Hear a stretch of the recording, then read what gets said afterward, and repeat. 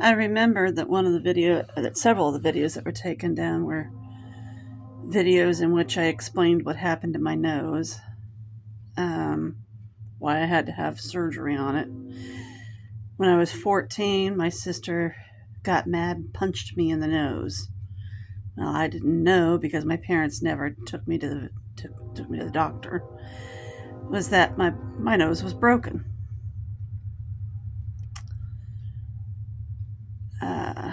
I lived with terrible sinusitis for more than 20 years. Actually, close to 30 years before Dr. Gillum picked up on my broken nose. So he went in and he fixed my nose. And after dealing with nasty monster nosebleeds and everything, it was finally dealt with. But Heather, upon learning that we had discovered she had broken my nose with her punch to my face, screamed, "I didn't do it. I didn't do it. I was only 7 years old when it happened." Well, I hadn't even remembered when it was. But when she said she was 7 years old when she punched me, that gave me a good timeline. That meant I was 14. And I lived to 45 years old with a broken nose. Heather's temper tantrums usually give me the information I need because she'll go off on a rant and not even realize what she's saying. Anyway,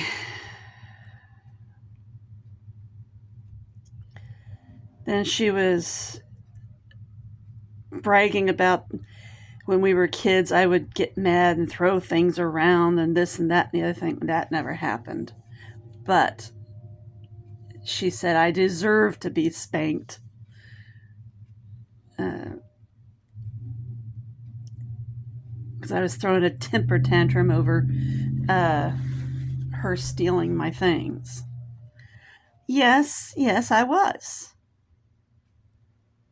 As anyone normally would. But instead of taking care of the matter like they were supposed to, give her the punishment and give me what I had earned back, they wound up giving whatever she wanted to her instead and punished me for trying to keep what I earned away from her. I know now that my back is messed up. Heather reawakened the horrible memory of my dad sitting on my back while spanking me. That's why I was screaming. A 14-year-old girl being sat on by her 300-pound father? Yeah, that's going to mess any girl's back up.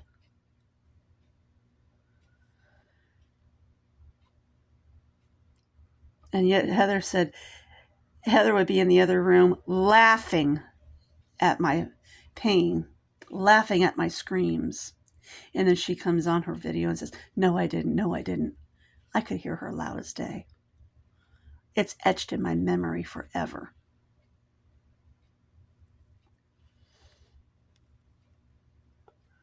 She always comes out with this song and dance of "No, I didn't. No, I didn't." Whenever she's caught doing something. That's why I don't believe her anymore. And why no one else should believe her. I would go to the mall on my bicycle after I was done working and buy a book that I wanted to read. I'd bring it home, read it, try to stash it away so she couldn't get to it. She'd still find it while I was out working the next day. This happened over and over and over again. And she always wrote her name in my books.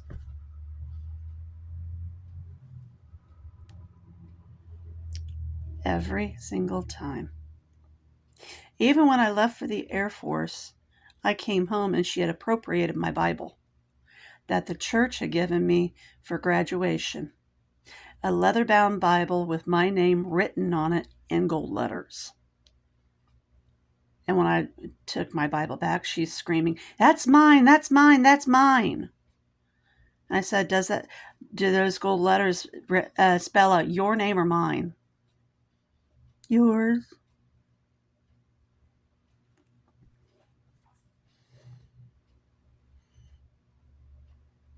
Same with a libretto to my Les Miserables CD disc set that my parents had bought me for my 16th birthday. She kept stealing the libretto. And then Dad said that the last time I took it back, she threw an absolute temper tantrum over it being gone. And I'm like, I don't care. She does not deserve to have my things. The last time she was here in 2016, she took probably over $800 worth of belongings from me. My SNES, my SES, or my SNES, my NES, they were both sitting there on the bookshelf. The shelf that they were sitting on was empty by the time she was done.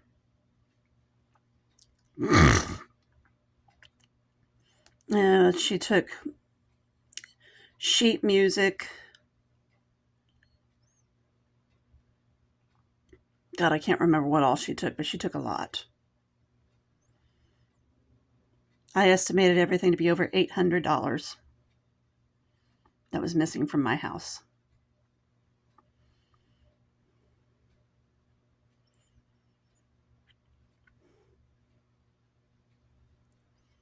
And I had bought her that keyboard because she claimed it was hers. That's why she wanted to stay here so long, was because she was waiting for my taxes to come in so I could buy her that keyboard. And she screamed and screamed and harped on it until I did. Money that could have gone for food for my kids.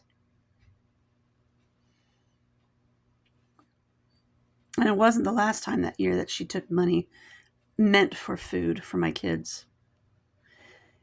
The next month, I had $30 set aside for Easter dinner, and it mysteriously disappeared from my account.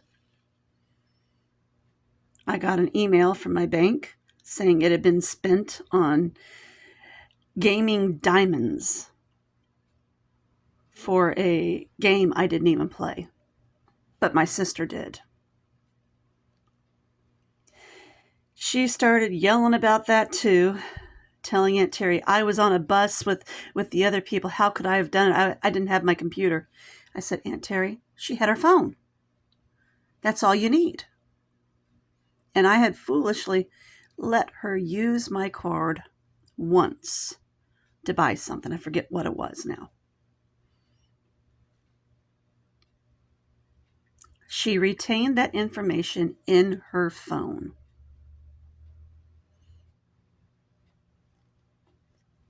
And used it to wipe out our Easter dinner that year.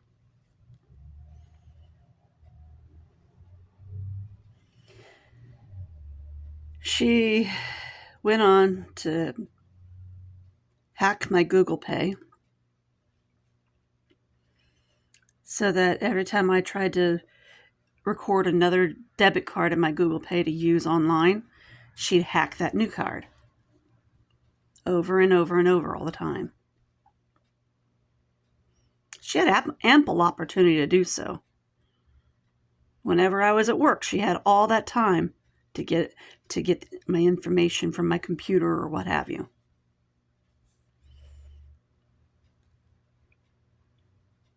She had time, motive, and the ability to do so. Oh, now I stopped putting my debit card on Google Pay.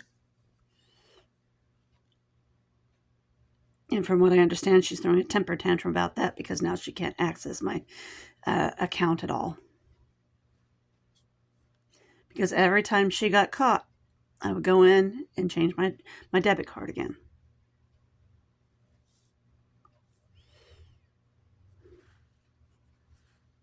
And every time she screams, I didn't do it, I didn't do it. Yeah.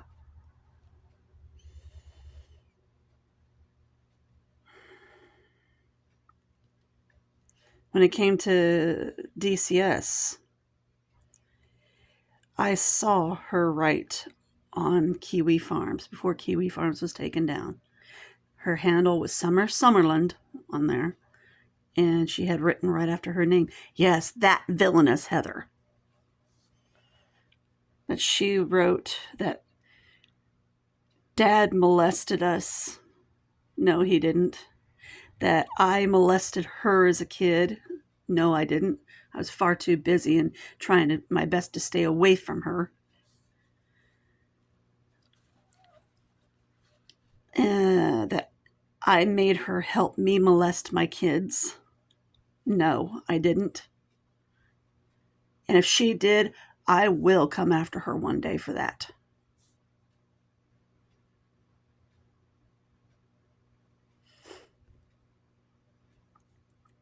If I ever find that out.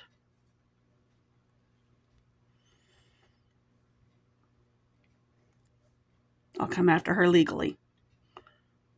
I'll sue the shit out of her. She wrote so many terrible lies on Kiwi Farms and backed up by my ex-husband and his wife that my son is not coming home. She has essentially kicked her nephew out of our family because she was so jealous that she couldn't see them. She was not allowed to see them after she tried to rip Aurora's arm off her body. And Aurora has a torn rotator cuff for life because of her aunt. But then she did one video at one time saying, no, it wasn't me, it was Misty. She left work and came home and did all that.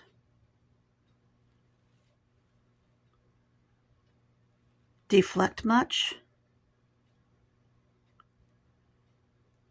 At one point, she got so crazy, she said that I left my body and possessed her to do it.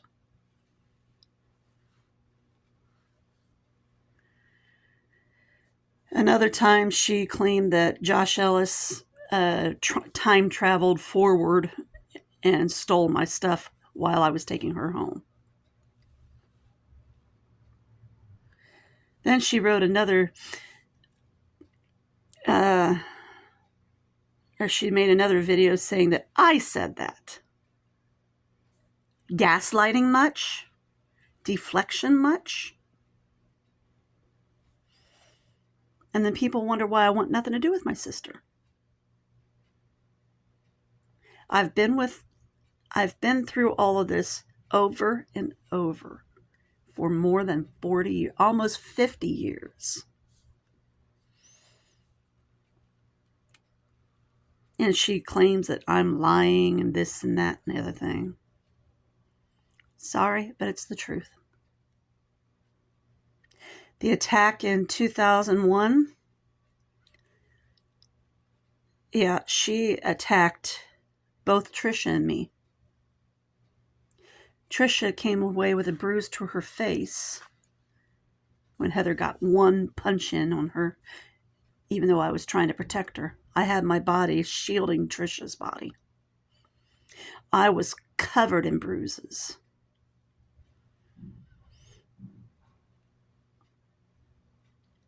All because I had asked Heather for an outfit for Trisha to get her ready for daycare. So I could get ready to go to work. All she had to do was reach into the clothes bin next to her on the floor and hand me back an outfit. But it interrupted her TV show. So she went buck wild and started wailing on Trisha and me. By the time I got home from work, she turned it around, said that I beat her. She had bitten herself several times and said that I bit her. No, I didn't. I had to grab my shoes on the way out the door. I didn't even have time to put them on. I grabbed Trisha, who was still not really dressed because Heather wouldn't let me dress her. I grabbed my shoes, I grabbed my keys, and I ran out the door. She locked the door behind me. At the daycare center, they gave Trisha another outfit.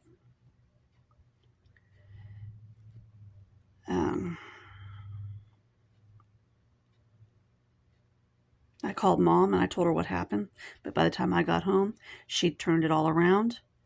And of course, my parents believed her, like they always believed her, and kicked us out on the street. They had already been making Lamont live in the woods in a tent.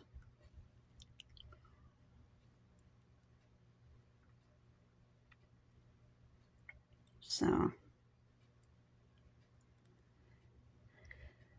and we wandered for 2 days until we found the family shelter here in Marion at the Salvation Army.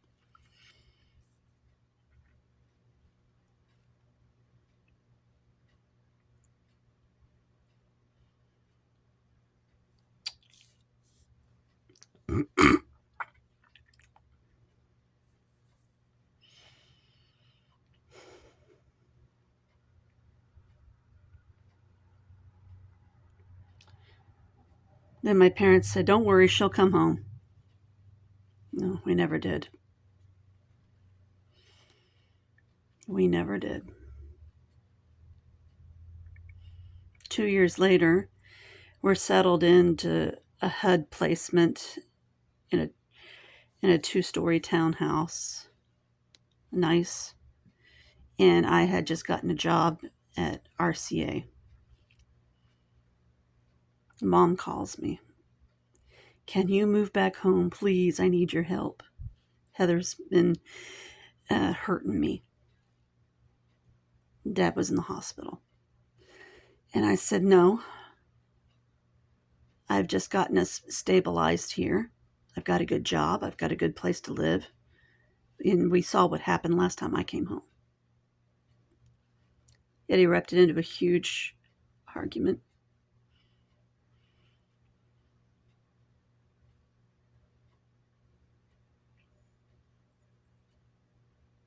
We just slammed down our phones on each other. 2 weeks later, she committed suicide.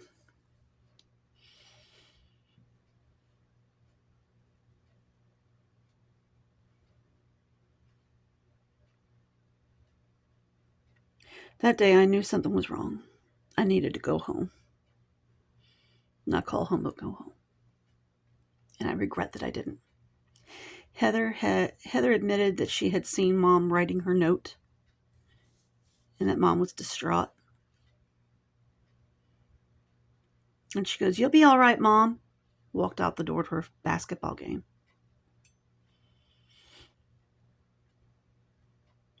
I wish I had gone home. But my car wasn't doing well. And I had a shift at RCA. Halfway through my shift, I get pulled off and told my family's at the gate.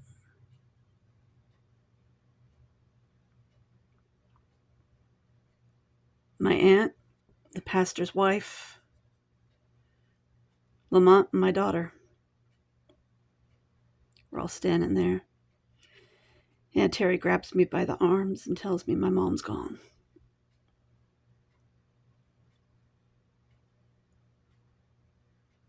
I just hit my knees and started screaming.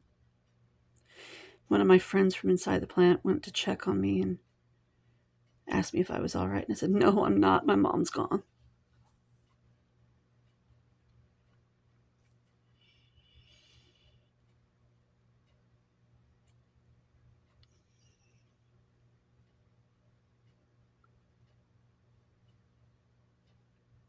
I wish I had listened to my instinct that day that told me I needed to go home.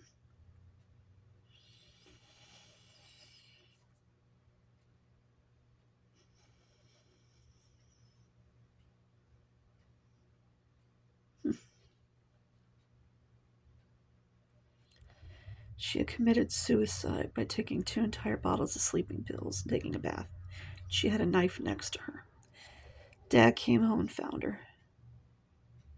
Called 911, and by the time Brian Hillis got there, Dad had completely broken down, completely lost it. And he asked Dad, "Dick, can I have your knife?" And I kind of snapped Dad out of it. And Dad goes, "Brian, you know I got worse things than that in this house."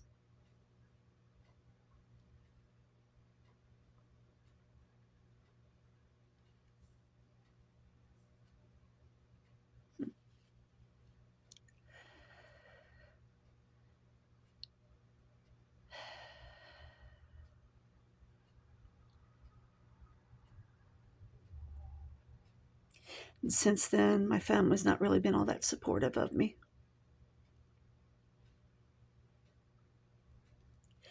Since I lost my kids due to hers and Lamont's lies, Aurora was physically, mentally, emotionally, psychologically, and chemically abused while in DCS's care. She was called crazy, put in mental institutions.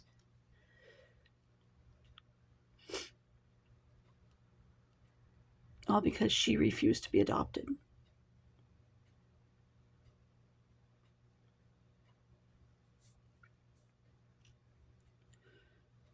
This is what family's supposed to do to each other?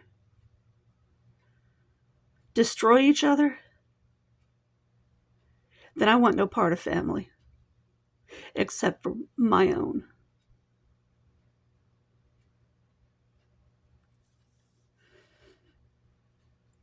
I wound up having, now the total is 4 strokes because of all the stress that Lamont, Marissa, Heather, and DCS all put on me. I lost my ability to work, and I've been a worker all my life. I've lost my balance. I have fallen several times.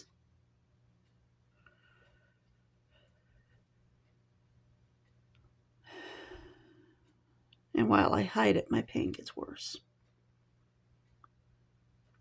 My physical pain.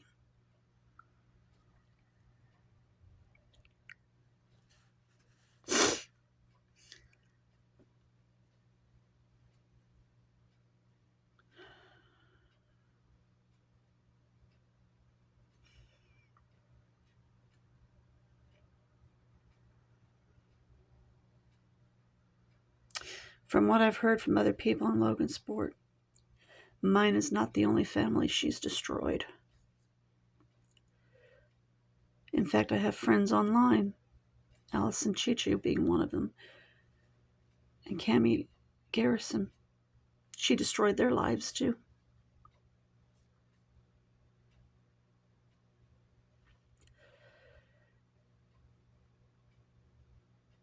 Mel Zayas was another.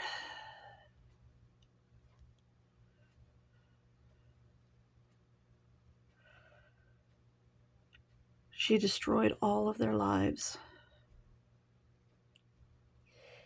I've heard from one person who said that Heather kept trying to get her put in Longcliff for life because she drank alcohol.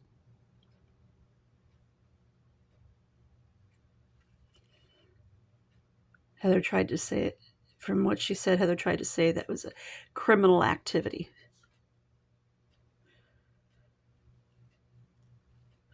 No, it's not. Prohibition's been over for over 100 years. But apparently, according to this friend, she had her kids taken and everything, just like me.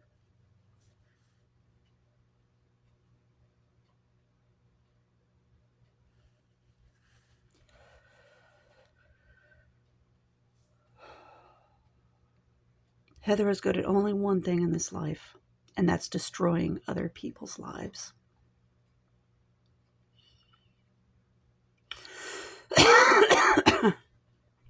She says she does it in the interest of helping people. Yeah, what? Help them die?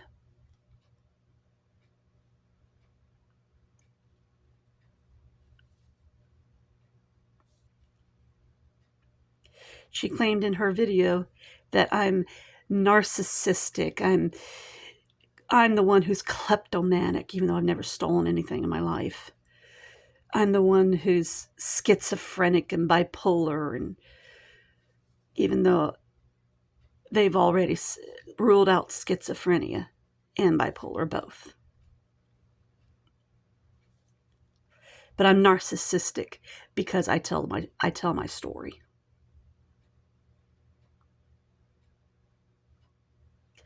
She says I'm paranoid because I tell my story.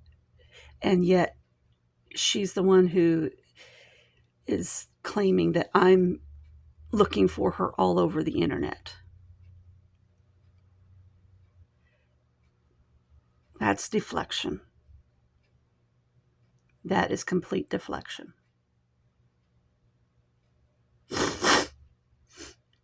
Yes, for many years, I felt a deep-seated fear while being under Lamont's tyranny of when's he going to do the next thing. Things would get so quiet and peaceful, and then I was like, he's going to do something else. And ultimately, he would do something else. He never could let me be. He never could let the kids be.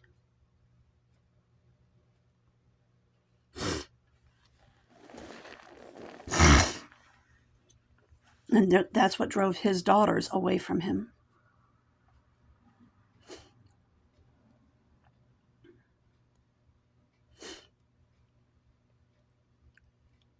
He was, after Trisha left and moved to another city, he ran around town claiming, well, you haven't seen her because she's in jail. No, she wasn't. When that rumor got back to me, I started telling everyone, look on my case. You won't find Trisha's name there. No name on my case, no charges, no jail. He's a liar. When I had my first stroke, he ran around town telling people I was lying. I never had a stroke. I was in jail, not the hospital. Yet there were no records to back up that I was in the jail. My name was not on the roster, and there was nothing putting me in jail. At the time that I had my stroke on April 18th, 2019. It's a date you never forget.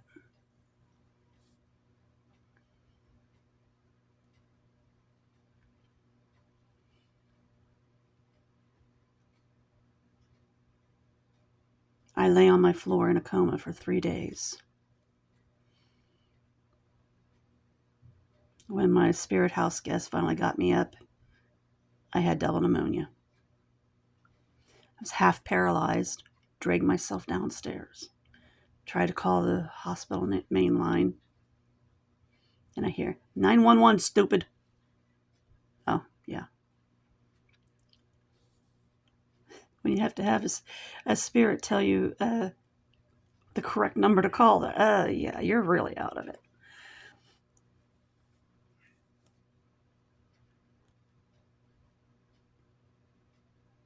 I lay up in that hospital. The first 3 days, I was out of my mind, combative. I kept fighting the nurses and the BPAP. They put antipsychotics in me. I hallucinated on that junk.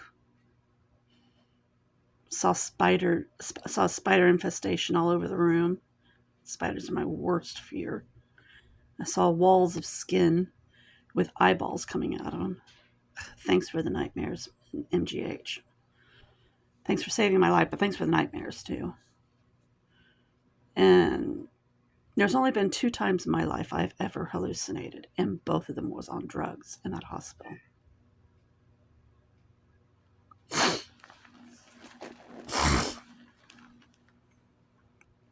Those antipsychotics chewed at my gut. So once I was able to finally come back to my senses, found out I'd had a stroke, and I busted down bawling. I tried to tell him my side was hurting, but no one was listening. I prayed to the Lord, God, if my time has come, take me home. If not, give me back my body. I can't live in a bed. No, 2 days later, he gave me back my body.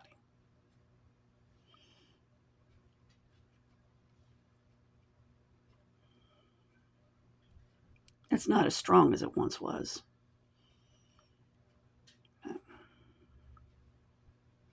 But Lamont and Heather ran around telling everybody I was lying. In fact, when I had my TIA in June, a month after I got out of the hospital, they said, "Oh, you had a TIA. You didn't have a real stroke in April." We looked it up on the internet. It says that if you have a TIA, it wipes out any earlier strokes. Okay, Dr. Heather and Dr. Lamont.